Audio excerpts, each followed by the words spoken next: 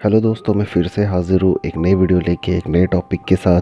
आज की वीडियो में हम डिस्कस करेंगे कि आप कैसे एक रैशनल और साइंटिफिक टेम्परामेंट को डेवलप कर सकते हो और ख़ुद को मिसगाइड और लीड होने से कैसे बचा सकते हो, साथ ही एक ट्रू, वैलिड और कॉन्क्रीट नॉलेज को कैसे बिल्डअप कर सकते हो।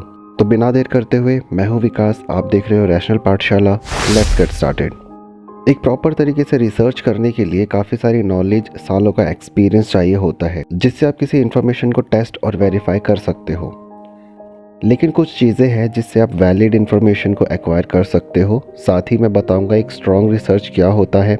वीडियो थोड़ी लंबी हो सकती है, तो वीडियो को स्किप ना करें ताकि आप किसी भी पॉइंट को मिस ना करो। जब भी आपके सामने कोई इन्फॉर्मेशन आए तो उसको एज इट इज़ मत मान लेना, क्योंकि अक्सर लोग शब्दों के साथ खेलते हैं जिसे आप समझ नहीं पाते।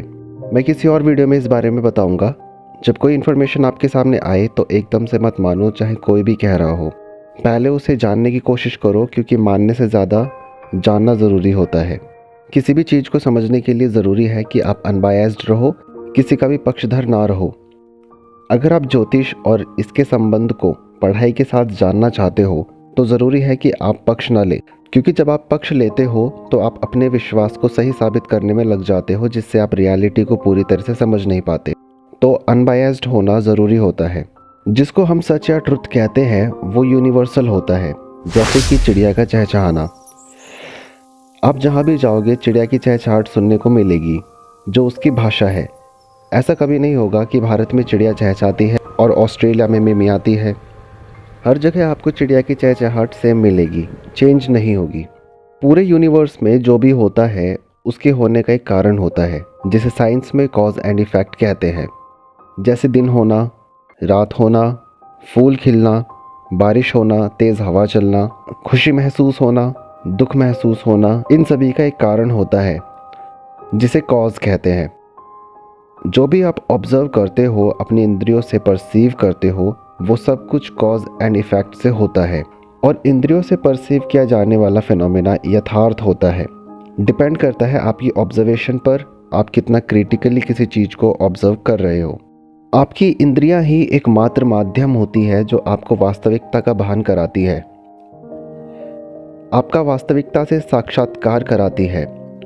बहुत से लोग इलॉजिकल बातें इस कॉन्टेक्स्ट में कहते हैं, जैसे कि बुद्धि दिखाई नहीं देती मतलब बुद्धि नहीं है, हवा नहीं दिखाई देती मतलब हवा नहीं है, और भी बहुत कुछ इस तरीके के इलॉजिकल क्लेम लोग करते हैं। और भी बहुत सारे ऐसे इलॉजिकल बातें करते हैं ये साबित करने के लिए कि रैशनैलिटी सिर्फ एक गपोड़ है और कुछ नहीं। यहाँ लोग उनकी बातों को क्रिटिकली एनालाइज नहीं कर पाते, ऐसी ढोंगी और ऐसे ढोंगी पाखंडियों की बातों में आ जाते हैं, और यही पाखंड और अंधविश्वास की खिचड़ी पकाई जाती है। बुद्धि दिमाग की एक क्षमता होती है, ये पदार्थ नहीं है जिसको छू सकते हो लेकिन ऑब्जर्व कर सकते हो। जैसे किसी प्रॉब्लम को कितना इफ़ेक्टिवली सॉल्व करना, कितना अच्छे से किसी चीज़ को समझ पाना या एनालाइज कर पाना एंड सो ऑन। वैसे ही हवा कोई सॉलिड मैटर नहीं है जिसको देख सकते हो। मैटर 3 टाइप के होते हैं, सॉलिड, लिक्विड और गैस। और हवा एक गैस मैटर होती है जो अपना शेप और वॉल्यूम को चेंज करती है। हवा के मॉलिक्यूल्स या एटम्स डेंस नहीं होते हैं जैसे लोहा, प्लास्टिक या गोल्ड के होते हैं। हवा नहीं दिखती तो हवा नहीं है कहने वाले का नॉलेज और इंटेलिजेंस आप खुद समझ सकते हो। हमारी 5 इंद्रियों में त्वचा एक इंद्री है जो हमें किसी चीज़ को महसूस कराती है। हवा को आंखों से नहीं बल्कि त्वचा से जान सकते हैं। बहुत जल्द मैं वीडियो बनाऊंगा जिसमें इन सभी इलॉजिकल बातों का भंडाफोड़ करूंगा। अब ज्योतिष और पढ़ाई के एग्जाम्पल से स्टेप बाय स्टेप आगे बढ़ते हैं। आप देखना चाहते हो कि क्या ज्योतिष का कुछ रिलेशनशिप लर्निंग के साथ है या नहीं है। तो फर्स्ट स्टेप आपका होगा कि आप लिटरेचर रिव्यू करें, मतलब ज्योतिष से संबंधित किताबें पढ़ें और लर्निंग के रिलेटेड भी। अगर कोई जर्नल या ऑथेंटिक मैगजीन है वहाँ से भी आप सारा रेलेवेंट डाटा इकट्ठा कर सकते हो। स्टेप 2, आपको सारे कॉजेज़ को आइडेंटिफाई करना है, जैसे ग्रह, नक्षत्र या ग्रहों की दशा, कोई दोष जो आपको लगता है कि इसका संबंध लर्निंग से हो सकता है। इसी तरह आप लर्निंग में भी सभी पॉसिबल कॉजेज़ को आइडेंटिफाई करोगे।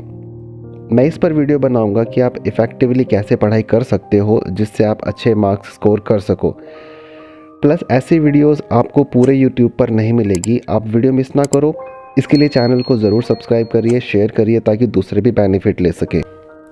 जो कॉजेज़ होते हैं इनको हम वेरिएबल्स कहते हैं, जैसे कि independent variables, dependent variables, confounding variables. जैसे कि प्यास लगना एक इंडिपेंडेंट वेरिएबल है और कितना पानी पियोगे ये डिपेंडेंट वेरिएबल है जो इंडिपेंडेंट वेरिएबल पर डिपेंड करता है। और कंफाउंडिंग वेरिएबल वो सारे कारण हो सकते हैं जो इंडिपेंडेंट वेरिएबल और डिपेंडेंट वेरिएबल को प्रभावित कर सकते हैं। तो ज़रूरी है कि आप सभी कंफाउंडिंग वेरिएबल को आइडेंटिफाई करके उन्हें एलिमिनेट या मिनिमाइज़ करने की कोशिश करें। जो भी आपका हाइपोथेसिस है, जैसे इस पर्टिकुलर ग्रह की इस दशा में आने वाले लोग पढ़ाई की समस्या से ग्रसित होते हैं और इस पर्टिकुलर टाइम तक ग्रसित रहेंगे, ऐसा उपाय करने से दशा का प्रभाव कम या ख़त्म हो जाएगा। नेक्स्ट स्टेप में आपको सब्जेक्ट लेने हैं जो लोग इस दशा में आने वाले हैं, उन लोगों को ही आप अपना सब्जेक्ट चुनोगे। इसके बाद आप उन सब्जेक्ट्स को 2 ग्रुप्स में बांट दीजिए।